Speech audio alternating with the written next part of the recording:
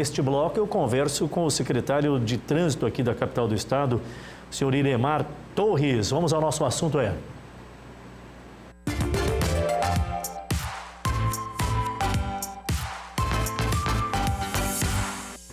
Bom, deixa eu cumprimentar aqui o convidado, o segundo convidado do programa de hoje, Iremar Torres, secretário da Centram. Muito boa tarde, bem-vindo, Iremar.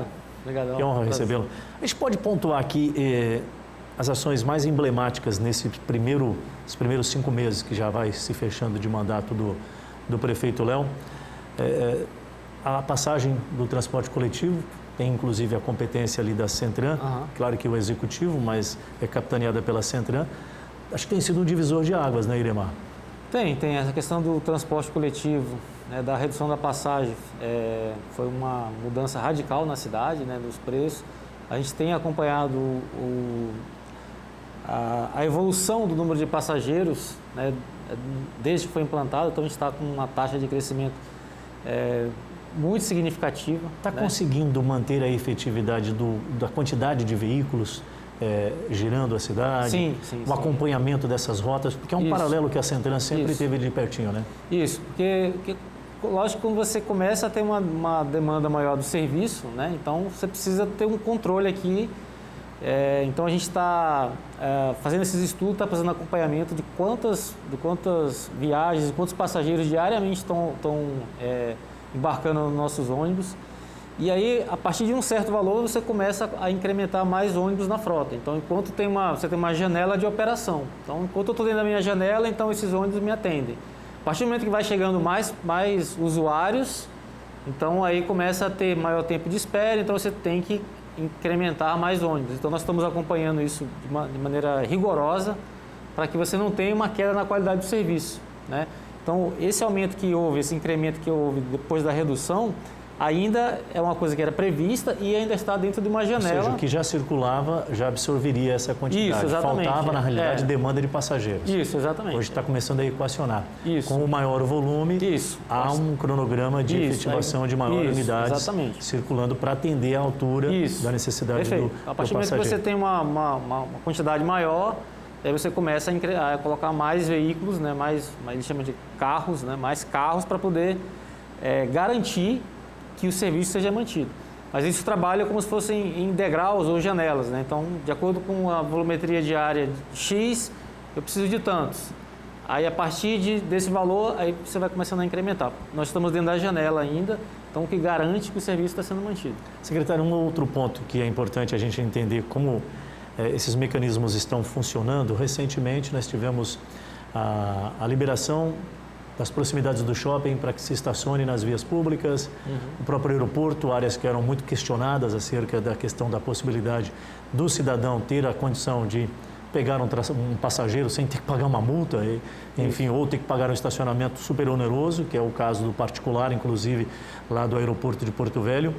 E um outro ponto também que foi muito debatido é a questão Carlos Gomes, 7 de setembro, o que tem de planejamento para que a gente consiga efetivamente dar um olhar para aquele comércio? Falava-se muito sobre inversão da 7 de setembro, algumas discussões. Isso já está no radar dessa nova gestão? O que vocês têm discutido? Tem olhado para isso também, secretário? Temos. A gente tem que olhar, a Secretaria de Transporte recebe demandas, né, imensa quantidade de demandas que a gente tem.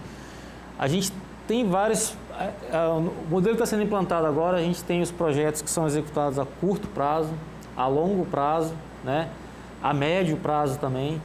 Então, o que eu identifiquei quando eu cheguei analisando que eu sou da cidade, sou porto-velhense, é uma deficiência muito grande na sinalização, né? Em alguns pontos da cidade são muito mais críticos. Então, a gente tem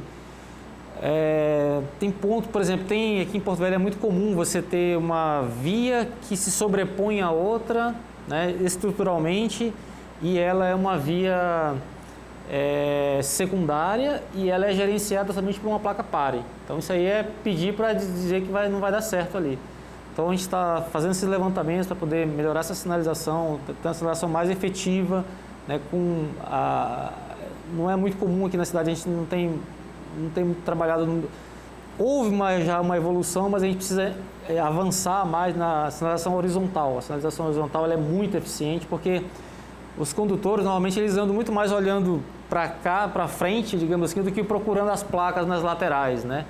Então, normalmente algumas gestões dão muito ênfase na sinalização vertical, mas a gente quer trabalhar muito também a questão da sinalização horizontal, para poder melhorar a segurança Estudos têm viária. demonstrado que a efetividade da sinalização frontal, no chão, ali horizontal, ela tem dado mais efetividade de respostas. São elementos que chamam mais a atenção do condutor. E isso já está num paralelo. Já. Isso é uma coisa que é a curto prazo. Mas ele está saudável financeiramente para aplicar todas essas ações? Como é que está a vida do secretário? Então, o trabalho tem demais, mas exatamente. a condição de execução. É sempre difícil você começar uma nova gestão e dizer que você tem recursos, né? Praticamente você não tem esses recursos, mas a gente...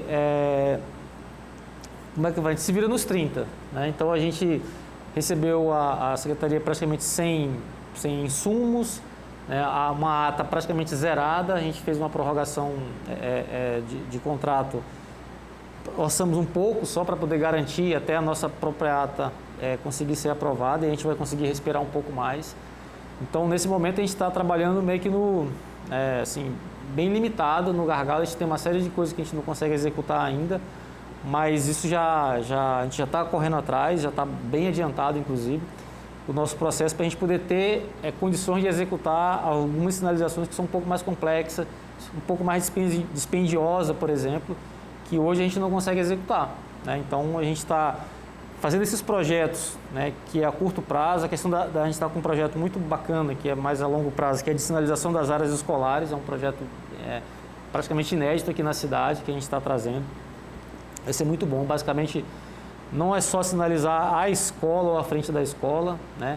É o entorno da escola, que prevê calçamento, dependendo da largura da via, vamos colocar elementos, né, das escolas, como tipo, pintar uma amarelinha na frente da escola. Essas regiões que têm maior fluxo, né? Eu acho que até sugiro que talvez tem algumas regiões que têm igrejas que têm um grande fluxo. Eu acho que é importante ter um olhar diferenciado, que tem um comportamento muito parecido também com escolas. Sim. Secretário, paralelo a essas questões da efetivação das ações e implementações de obras, nós precisamos trabalhar a questão de conscientização, e o Maio Amarelo é uma das campanhas que a Centran vem trabalhando. Como é que está sendo o desenvolvimento dessa campanha? Olha, no mês de maio a gente lançou a campanha, né, semana passada, e aí todos os dias nós estamos na rua fazendo blitz educativa, pit stop, nós estamos a finais de semana no espaço alternativo, nós estamos no Parque da Cidade, nós estamos nas empresas, nas faculdades, fazendo palestra, fazendo esse chamamento da comunidade para essa conscientização do trânsito. Só para... o sistema basicamente de tráfego ele é gerenciado por três, a gente chama de tripé, né, que é a engenharia, o esforço legal, que a gente só chama de fiscalização, mas na verdade é esforço legal, e a educação. Desses elementos, né, o mais importante de todos é a questão da educação, né? A educação ela é que permite você respeitar o outro. Então, às vezes, por exemplo, você chega num cruzamento que não é bem sinalizado, a questão de uma boa formação, de uma conscientização, né, vai trazer para você, condutor, opa, peraí, eu estou chegando num local que não está bem sinalizado, deixa eu tomar um pouco mais de cuidado. Ou então eu estou levando uma pessoa, um passageiro, tudo, não posso colocar a vida dessa pessoa em risco porque eu não tenho esse direito. Então são essas nuances que são o divisor de água do sistema de tráfego. E trabalhos como esse, no Maio Amarelo, dentre outras campanhas, são essenciais, a questão preventiva. Não adianta também ter uma cidade bela, sinalizada, e ter uma sociedade que não respeita a sinalização. Isso. Até porque a gente tem noticiado constantemente aqui acidentes que ocorrem justamente em vias que são sinalizadas, e isso é um completo absurdo. E a conscientização é para isso. Conversei um pouquinho aqui com o Iremar Torres, ele é secretário da Centran, falando sobre Maio Amarelo, entre outras ações que a Centran vem desenvolvendo e que pretende também implementar nos próximos momentos. Muito obrigado pela vinda, secretário. Obrigado, eu estou à disposição. Pode convidar mais vezes para a gente trazer informação para a comunidade. Às vezes a Centran, né, fica meio escondida ali, mas é uma secretaria que é muito importante, porque quer queira, quer não, todos, né, vão e vêm para casa todo dia, então a gente tem que garantir a segurança dessas pessoas. Perfeito. Mais uma vez, grato pela participação.